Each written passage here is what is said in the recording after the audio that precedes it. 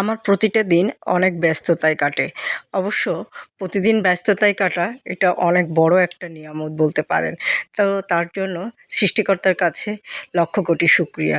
তো তো hello friends, আসসালামু আলাইকুম। আমি নীলা আপনাদের সবাইকে ওয়েলকাম করছি নতুন আরেকটা ব্লগ ভিডিওতে। আজকের ব্লগ ভিডিওটাও একই রকম। প্রতিদিনের মতো কিছু কথা, কিছু গল্প আপনাদের সাথে শেয়ার করব। কথাগুলো যদি ভালো লাগে শেষ পর্যন্ত সাথে থাকবেন। তো আজকে যেটা বলছিলাম, আমার প্রতিদিনই খুব ব্যস্ততার মাঝখান দিয়েই কাটে। তো প্রতিদিন ব্যস্ততার মাঝখান দিয়ে কাটা এটা অনেক বড় একটা নিয়ামত বলতে হবে। তো তার জন্য সৃষ্টিকর্তার কাছে অশেষ, অশেষ, অশেষ ধন্যবাদ যেটাকে বলা হয় বা কৃতজ্ঞতা প্রকাশ যেটাই বলেন না কেন, শুকরিয়া সৃষ্টিকর্তার কাছে যে এরকম ব্যস্ততায় আমাকে রেখেছে। তো যতদিন বেঁচে থাকি ততদিন যেন এইভাবে ব্যস্ততায় পার হতে পারি। তো আজকে ছিল বুধবার, যেটা করেছিলাম সকালে উঠে ঘুম থেকে উঠে একটু ব্যাংকে নাস্তা পানি খেয়ে একটু বাইরে গিয়েছিলাম। ব্যাংকে একটু কাজ ছিল, সেখান থেকে চলে গেলাম বনশ্রী স্বপ্নের আউটলেটে। বনশ্রী আইডিয়ালের পাশে অনেক বড় একটা আউটলেট হয়েছে। তো এই আউটলেটে যাওয়া হয়নি। সি ব্লকের আউটলেটে গিয়েছি, অন্য জায়গার আউটলেটে গিয়েছি স্বপ্নের। বনশ্রীর ভিতরে যেগুলো আছে মোটামুটি, তবে এই আউটলেটে যাওয়া হয়নি। তো আজকে ভাবলাম, যেহেতু ব্যাংকের কাজ শেষ করতে করতে প্রায় 1:30-2টা বেজে গেল, তো ভাবলাম এখানে যাই এবং একটু প্রয়োজনীয় কেনাকাটাগুলোও করে নিয়ে আসি। তো প্রথমে তেঁতুল নিয়ে নিলাম। বাসায় একটু তেঁতুল থাকলে ভালো হয়।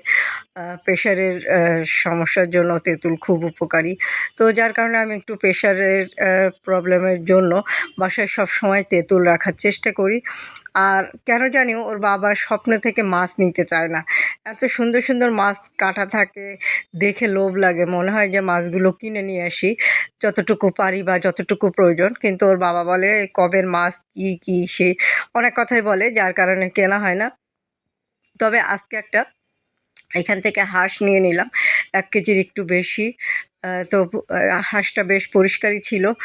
এই হাঁসটা নিয়ে ছিলে-কুটে বাসায় যেয়ে রান্না করব। তার মানে এই হাঁসটার পিছনে আরও রান্না করতে প্রায় আরও 2-2.5 ঘন্টা সময় দিতে হবে। তো আজকের দিনটাও ছুটির দিন ছিল আমার, ছুটির দিনও ব্যস্ততায় কেটে যাবে। আর নিয়ে নিলাম পুঁইশাকের মেচুরি। পুঁইশাকের মেচুরিটা আমার খুবই ভালো লাগে, ওটাও একদম কুটে বেছে পরিষ্কার করা। সাথে আরও অনেক কিছু কেনাকাটা করলাম। শপিং মলে গেলে যেটা হয় কি, একসাথে অনেক আইটেম, সব আইটেমই এক ছাদের নিচ থেকে কেনা যায়। তো ভালোও লাগে কেনাকাটা করতে, আমার তো খুব ভালো লাগে। কিন্তু এটা ক্যারি করে আনা একটু সমস্যা, যাদের গাড়ি নেই তাদের জন্য একটু অসুবিধা হয়। তো তারপরে আলু পেঁয়াজ নিয়ে নিলাম, একটা হাঁস নিলাম, মেয়ের জন্য চিকেন নাগেটস নিলাম, তারপরে হচ্ছে জুস নিলাম। এক কথায় মানে যতটুকু যা যা প্রয়োজন ছিল তাই কেনাকাটা করলাম। মরিচ, পেঁয়াজ, রসুন যা লাগে, আজকে আর বাজার অন্যত্র করা লাগবে না। এবং সবশেষে আউটলেটটা অনেক বড়, তো ভালোই লাগলো কেনাকাটা করতে। এখানে খাবারের আইটেমও ছিল অনেকগুলো। মেয়ে একটা চাচ্ছিল লাইনার, তো আমি বললাম লাইনার কিনতে হবে না, স্বপ্ন থেকে লাইনার নিতে গেলে 400-500 টাকা দাম নিয়ে নিবে। তো ওর পছন্দের যা যা নেওয়ার নিয়ে নিল। আর ও কেনাকাটা করতে খুব মজা পায় শপিং মলে গেলে, ভালো লাগে। তো যেদিন বাসায় থাকি সেদিনও ব্যস্ততায় দিন কেটে যায়। ব্যস্ততা আসলেই অনেক বড় নিয়ামত। যে ব্যস্ততা যার থাকে না সেই বুঝতে পারে যে আসলে দিন পার করা কত কঠিন। কিন্তু আমার প্রতিদিনই অনেক ব্যস্ততায় কেটে যায়। শেষে একটা নারকেল নিয়ে নিলাম। একটা নারকেলের দাম পড়লো 147 টাকা। কোন দুনিয়ায় আছি বলেন তো? একটা নারকেল, 1 পিস নারকেলের দাম 147 টাকা। মানে এটা কল্পনা মানে কেমন একটা লাগে, একটা নারকেল 147 টাকাতে কিনে খেতে হবে।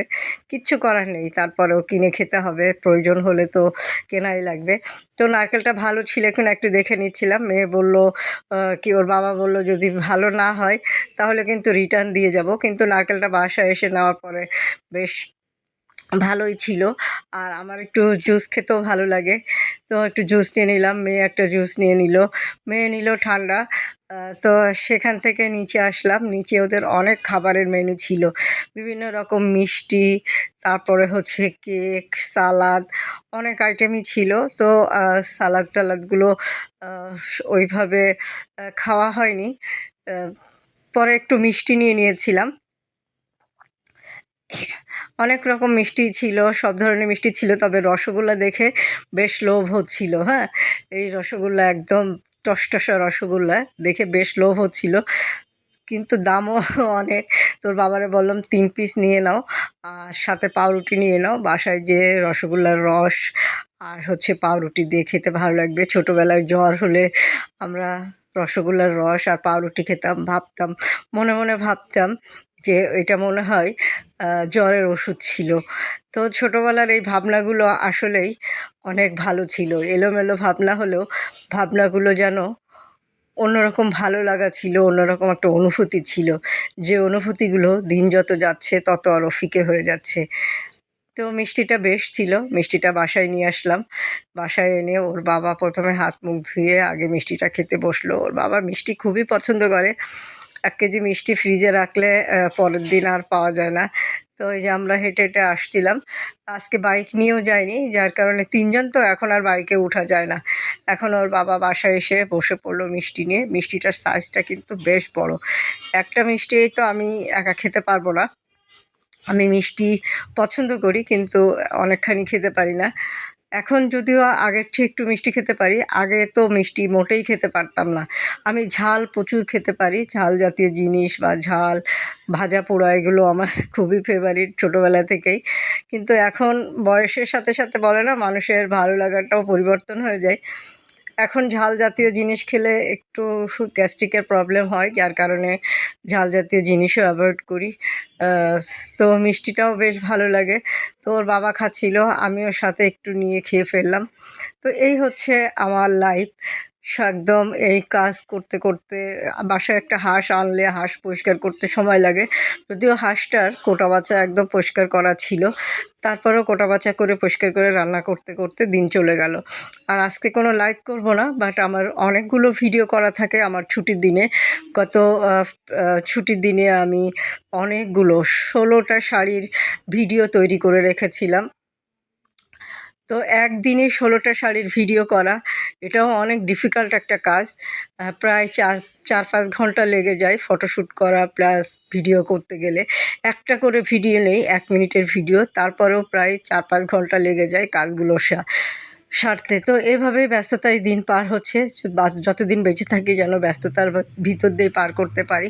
আর এরকম সুন্দর সুন্দর শাড়ি মাঝে মাঝে পরতে কিন্তু আমার ভালোই লাগে। শুধু আমি পরবো কেন, আপনারাও সুন্দর একটা শাড়ি পরবেন। আর আপনারা সুন্দর শাড়ি কোথায় পাবেন জানেন তো? সুন্দর একটা শাড়ি আপনারা পেয়ে যাবেন অদ্রি ফ্যাশন অ্যান্ড লাইফস্টাইলের পেজ বা ইউটিউব চ্যানেল স্বপ্নচূড়াতে। যারা পেজটা ফলো করেনি পেজটা ফলো করে দিবেন, যারা ইউটিউব চ্যানেল স্বপ্নচূড়া এখনও সাবস্ক্রাইব করেনি তারা সাবস্ক্রাইব করে দিবেন। ব্যস্ততায় দিন পার করার চেষ্টা করবেন। কর্মজীবন, ব্যস্ত জীবন, সুখী জীবন অনেক টেনশন দূর করে দেয় ব্যস্ত থাকলে। আর ব্যস্ততার মাঝখানে যখন একটু অবসর পাবেন তখন সুন্দর একটা শাড়ি পরবেন। সুন্দর একটা শাড়ি নিতে গেলে অদ্রি ফ্যাশন অ্যান্ড লাইফস্টাইলের পেজের সাথে থাকবেন। সময় সুযোগ পেলে সুন্দর একটা শাড়ি কাউকে গিফট করবেন। তো আজকে পর্যন্ত ভালো থাকবেন, সুস্থ থাকবেন, আমার পেজের সাথে থাকবেন। আল্লাহ হাফেজ, আসসালামু আলাইকুম।